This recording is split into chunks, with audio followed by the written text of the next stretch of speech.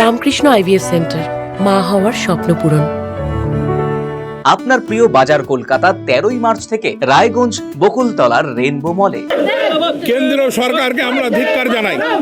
2014 সালে যে গ্যাসের মূল্য ছিল 340 টাকা, সেটা আজকে 1000 টাকা পার করে দিয়েছে।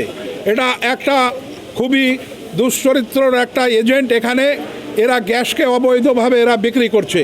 আপনার বাড়িতে মেসেজ চলে আসছে আপনার মোবাইলে যে আপনার গ্যাস ডেলিভারি হয়েছে, কিন্তু আপনি বাড়িতে গ্যাস পাননি। এরা মানুষকে জবরদস্তি করে গ্যাসের পাইপটা বিক্রি করার চেষ্টা করছে, যেটা বাইরের থেকে কিনতে গেলে অনেক কম দাম, এখানে অনেক বেশি। আমরা দেখেছি যে এই অফিসে যারা কাজ করে তারা ন্যূনতম সেই কম্পিউটারটা পর্যন্ত চালাতে চায় না। মানুষকে এরা একটা বিভ্রান্তি সৃষ্টি করছে, গ্যাসের একটা চাহিদা এরা তৈরি করছে। তার বিরুদ্ধে আজকে আমরা এখানে সমবেত হয়েছি এবং এদের দুর্নীতি যদি আগামী 2 দিনের মধ্যে বন্ধ না হয়, আমরা এই অফিস আমরা তালা মেরে দিয়ে যাব। কালকে গ্যাস দিতে গেছে, গ্যাস ডেলিভারি ওটিপি আসবে বলছে, ওটিপি আসছে, মোবাইল থেকে ওটিপি লিখে নিয়েছে।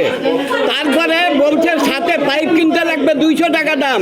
যে পাইপ বাইরে 100 টাকায় পাওয়া যায়, এদের কাছ থেকে 200 টাকা কিনতে হবে, নাইলে তারা গ্যাস দিবে না। কেন বলছে এমনিতে 60 টাকা দাম বাড়ছে, তারপরে আমি গ্যাস পাইপ কিনতে পারবো না। পাইপ নেই আমি বলছে, তাইলে অফিসে যায় বলে আসেন।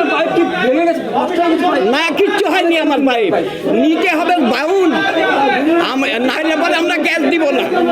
গ্যাস ফিরাই নিয়ে চলে আসছে ডেলিভারি ম্যান।